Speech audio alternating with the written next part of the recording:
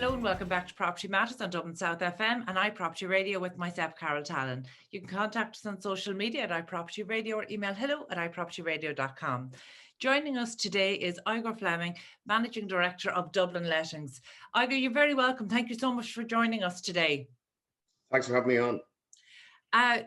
Really, the rental market in Ireland is dominating news headlines, which is unusual at this time of year. Normally, we're coming into a whole range of pre-budget speculation, but I think the housing crisis, the rental crisis, has really coincided with the students getting their Leaving Cert results and looking for student accommodation right across the country. You're in Dublin. How are you finding the Dublin marketplace at the moment? Oh, I think like a lot of commentators have said, supply has never been tighter, and demand probably as strong as it's ever been. So inevitably, we're getting that pinch point of prices rising and insane demand, and all the problems that brings for obviously tenants, but also landlords and their agents. And what parts of Dublin do you and your team deal with, or are you right across the city? So we're pretty much across the whole greater Dublin area. So maybe as far south as Bray and as far north as Rush and Lust. And then, in some cases, we'll have other properties out in Selbridge and Leaksup. So pretty much the whole greater Dublin area. Okay, but you're definitely coming into Wicklow and Kildare as well. So in terms of, obviously in recent weeks, we have seen across social media and particularly TikTok, we're seeing these queues of rental accommodation where people are, number 70 in the queue to view a property. Yeah. Are these more extreme examples, or is this the norm now to rent in Dublin? Well, I suppose it depends on the agent and how they manage their, viewing systems, what have you.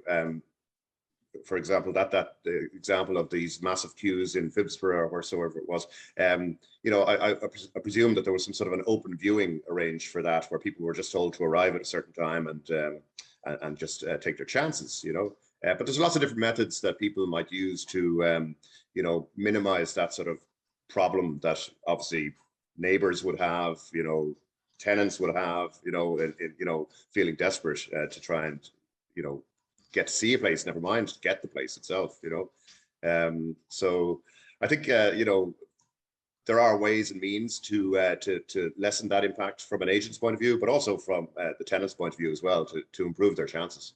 And maybe talk us through your the stock that you're dealing with, not just on the rentals, but also on the management side. Is it mainly houses or apartments, or who are your typical landlords? Yeah, so like our clients would be, a wide variety, much like the rest of the industry, from your, people with the single property that might be a part of their pension, or their whole pension for that matter, accidental landlords who never meant to be landlords at all, who are, actually exiting the market now as it happens, but also your professional investors, people with multiple properties, corporates and pension funds as well, where they have to use an agent, to abide by revenue rules. But in the main, it's mainly apartments, houses, residential property. There is some commercial stock as well, but mainly residential property in the greater Dublin area. Very good. And you touched on two things there in the same sentence, and I'm wondering how connected are they really, in terms of the accidental landlords, and we know that there are many over the past decade and a half, people who might have bought starter homes, ended up in negative equity, and they themselves, while they're accidental landlords, they're also in many cases tenants themselves, because they're renting elsewhere in the country. And talk about them exiting. We know landlords exiting is a problem. We know that there has been a cohort of accidental or reluctant landlords. How connected are they in terms of, is it only the accidental landlords exiting, or is this a broader trend? I think it's a broader trend. It started off with the accidental landlords who never really meant to be landlords, for whatever reason, family circumstances changing, for example, or changing jobs or moving, they couldn't afford to sell. So now the prices have begun to rise and they're possibly washing their face, they're getting out. But I think a lot of the problems also have to do with regulations, albeit that they were necessary. I think a lot of the problems are that the enforcement of the regulations are being frank, not really being adhered to. To a large extent, you've got like the likes of the RTB, the Residential Tenancies Board, seems to be underfunded and understaffed and overworked. And with the best will in the world, they're trying to do a good job, but they're probably so snowed under with so many jobs and demands on their time that they just can't get things done as fast as they need to be, because when you've got a problem and you need to get it resolved, whether that's as a tenant or a landlord, you're hoping that it's done fairly promptly. But this doesn't feel like a new problem. We know that the RTB has had its challenges in past years, and now this year we're at a stage where every rental property must be registered and re-registered every year. So Yes. how are we adding to this when already the flow wasn't great? And I suppose, look, I'm delighted that you talked about regulation and policy, because there was an article published in Australian media this morning, and it caught our eye because the headline was, is Australia following Ireland into a policy inflicted rental crisis? And it caught our attention because there's been a lot of speculation, and a lot of the industry would certainly, there's talk, there would be comments around our rental crisis being not just a mismatch of supply and demand, but there's been a huge policy input as well. Is that accurate? Without a shadow of a doubt. And not to mention, has there been a huge policy change, but it's happening so quickly and so often. Even industry experts are finding it hard to keep up with, the changes that are happening.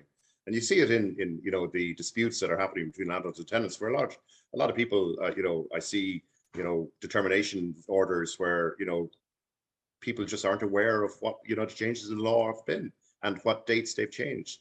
A lot of cases you've got law that changes, and then at least it changes in one fell swoop. So you have a chance to kind of look at that. But we've seen probably 4, 5, 6 different amendments to the Act over the past 3 or 4 years that have had huge impact on not to mention regulation, but also on the RTB and their operation of it. We know that markets don't like uncertainty. How are your clients faring with this?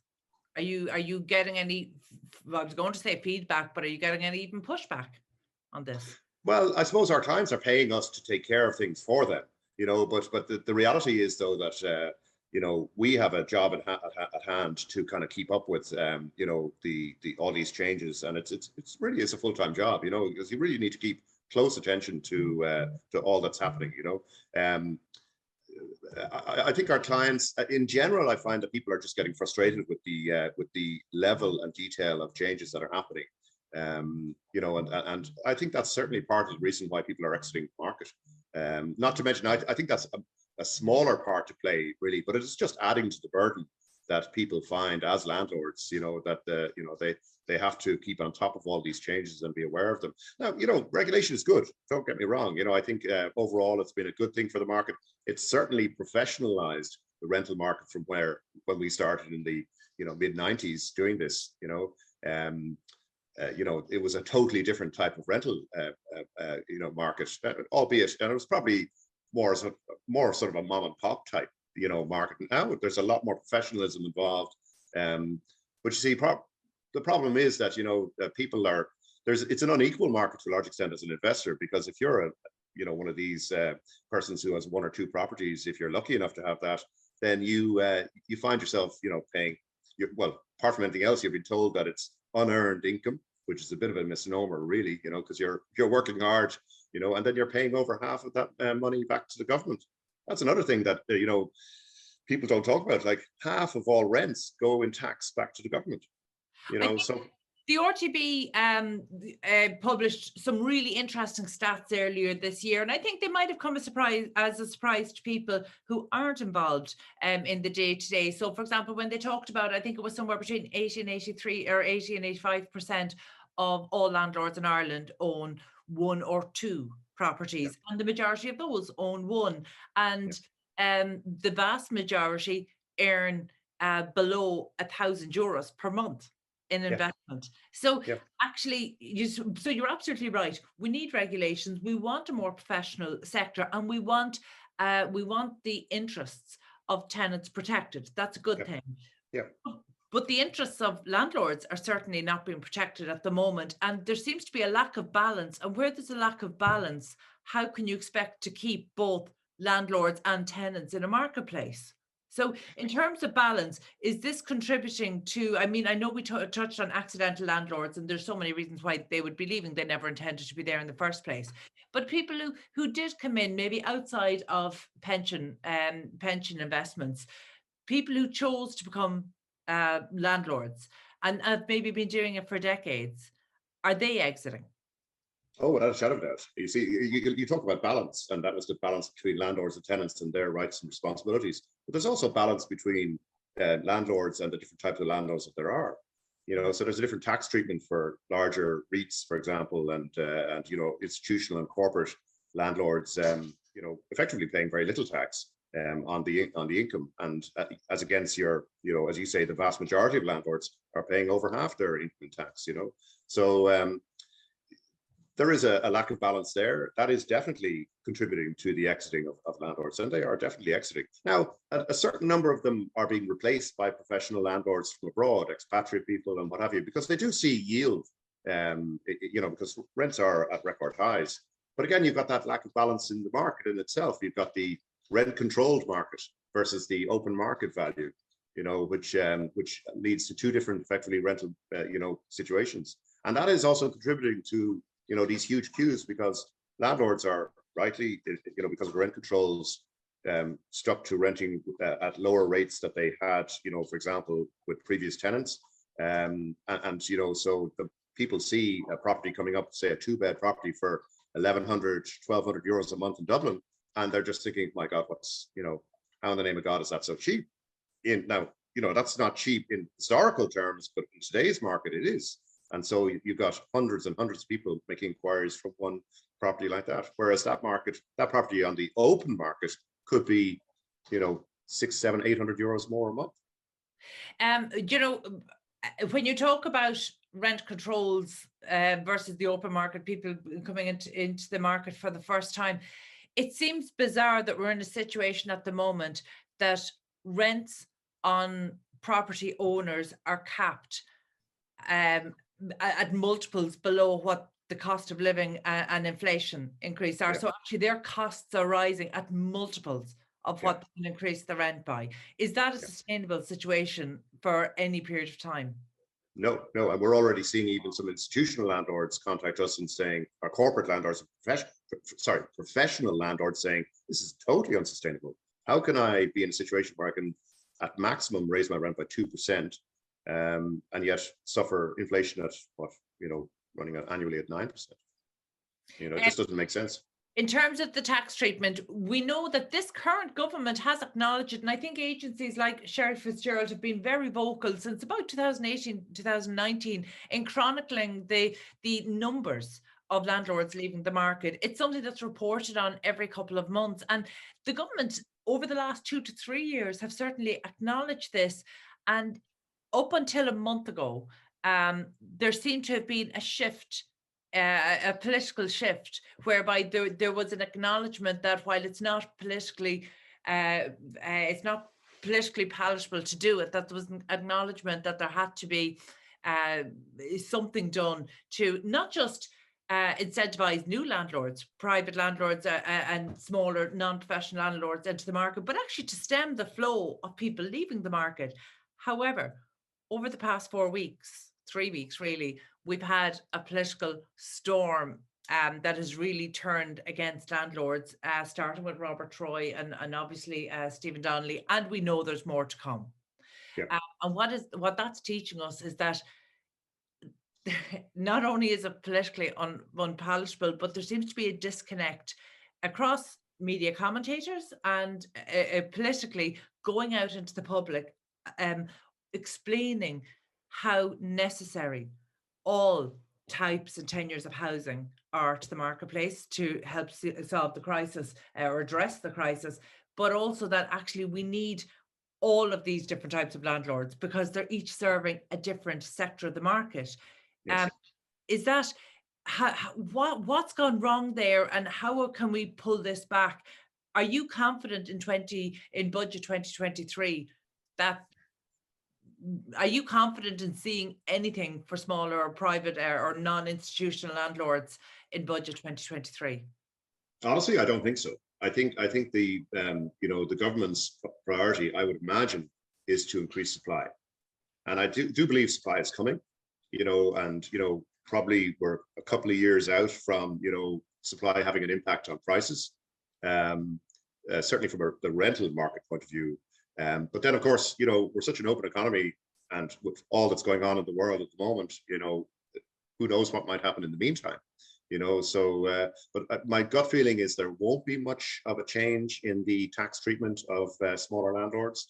I think that there will be a lot of emphasis put on all of these new cost rental properties and what have you that are being rightly pushed at the moment. But then you see that brings its own issues with people objecting to properties being built in their areas and what have you. It's a very complicated situation. There's no quick fix to this at all. What will happen is what's happened in the past, that supply will increase over time and prices will start coming down. It's really the only answer. In terms of changes we expect to see in budget 23, I think if we were having this conversation a month ago, I would have disagreed with you. Unfortunately, I think the last month, the timing of the latest backlash against landlords in Ireland has been really quite unfortunate. Tell me, are you seeing many new landlords, non-corporate landlords entering the Dublin market? Yeah, so we see year on year out over the past possibly 7 or 8 years, a percentage of our clients exiting the market, but then that is generally being replaced by new landlords as well.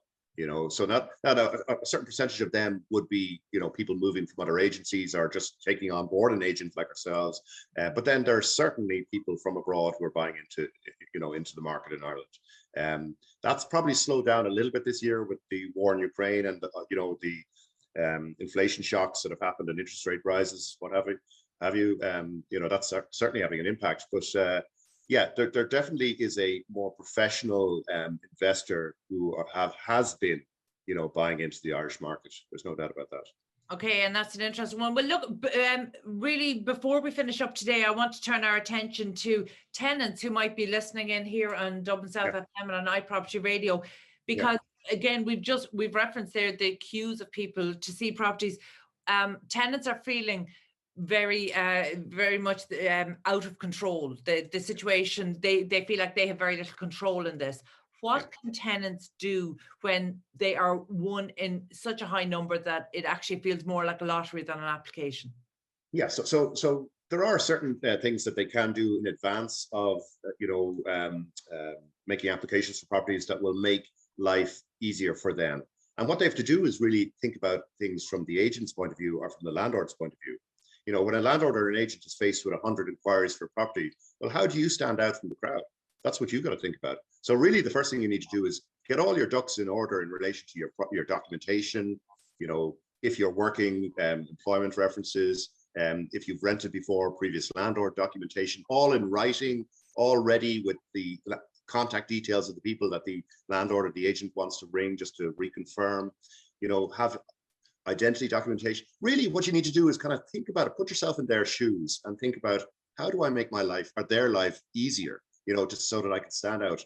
In a sense, we sometimes get people from the States, and they're obviously much more used to this in the States, in a sense, putting a little bio together. This is who I am, this is where I'm coming from, this is what I want, this is our life, or whatever. Now some people might feel difficult doing that and, in a sense, prostrating themselves in front of somebody, but really what they're doing is just making things easier, okay, for the agent to kind of stand out from the crowd.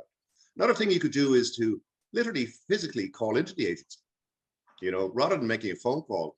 We find it ourselves, when people call into the agency, if you put a face to the name, you have developed some sort of a rapport with them, and you're remembered. And so, you will get on the list to see a property. Well, of course, the property may not suit you, or for whatever reason, but at least you'll get to see the property, Are all properties being rented at the moment? Because I think that's a great idea in terms of the bio, because then you get a more complete picture of not just the applicant coming in, but their family and their family situation, or their whatever their living situation is, calling in. You're the first agent I've heard to say that, because I remember hearing about an estate agency in Waterford that were actually closing the doors of their office because of the number of applicants. So they were only dealing with online. So that's very unusual. I hope you won't be inundated now with people. Actually, do you find if people call in, are all properties going on the market? Because I would imagine it would be tempting if you have a property coming up and or you've developed rapport with 5, 6, 7 different prospective tenants. I can understand it would be tempting for you just to introduce those 5, 6, 7 tenants to a potential property. Does everything go on the open market? No, not everything goes on the open market, because, ultimately what we're trying to do is find the best tenant for the property that suits them the best and suits, the property the best. So, if we have people who we have in our books who are looking for a particular property and one of them comes up, well, of course, we're going to show it to them or inform them of it, because ultimately, if you have people on your books who are going to match up with properties, well, then it does take the hassle and cost away from you to have to kind of advertise it, show it, and go through all of that, which you have to do in most cases. But if you can, yes, absolutely. I'm always a proponent of prop tech and a different range of technologies, and I know that there are a number of Irish-based technology providers who've designed solutions to help busy letting agents sort through applicants. But I think your comments there are a reminder of how important the human touch is as well. And somebody calling in, building that relationship. And in a way, it almost sounds cynical, but it's not. It's a return to actually getting to know people in a way that is more difficult to do through paperwork. So that's a really interesting one. I appreciate you saying it. Just in terms of, before we finish up, because I know tenants are feeling so frustrated, if there's anybody here who is planning to move to Dublin for college within the coming weeks, or have an adult son or daughter moving to Dublin in the next couple of weeks, have you any tips for them? Any ray of hope for them? I know you mentioned new supply coming. It's not likely to be coming in the next month or two. No, probably not. I suppose, oftentimes you find, particularly students, are looking to minimize their monthly cost, which is understandable, obviously. But, in Dublin in particular, and what that means is they're looking for a larger accommodation. So 3, 4, 5 bedroom units, so that they can kind of put 6, 7, 8 people into it to kind of bring that price down. But those sort of properties are in very short supply. Traditionally you would have found, in apartment buildings, for example, the vast majority would be 2 bedrooms, and a smaller amount of 1 bedrooms and 3 bedrooms, very much smaller amount. So, to that end, 3 bedroom units in Dublin city centre are very hard to find as against your 2 beds. So if it's at all possible, and if, the landlord or agent is willing to, go down that road, a 2 bedroom unit is definitely going to be easier to find than a 3 or 4 bedroom apartment or house, so I know that's going to, bring the, average monthly price up a slight bit, and that is an inevitable consequence of what's happening in the market. But that is probably we rarely find students looking for a 2 bedroom unit. They're always looking for larger units. So maybe that's a way to look at it. But I think before anything else, get all your documentation in order. That is probably the biggest, positive tip that you can get people. So you can just, in one click of a button, send off everything that's required about you and about your friends who want to move into place. And, believe me, that'll make difference. So do your homework. That's an important tip. But what I really take away from this as well is the importance of the bio. Anything that you can give, little bit extra. Let the agent know you so that they can make a decision about you. That's great. Listen, thank you so much. Best of luck to you and your team over the coming months. I think we have a busy few months ahead in the rental market in Dublin. So my thanks to Igor Fleming, Managing Director of Dublin Lettings. We need to take a quick break. Stay tuned.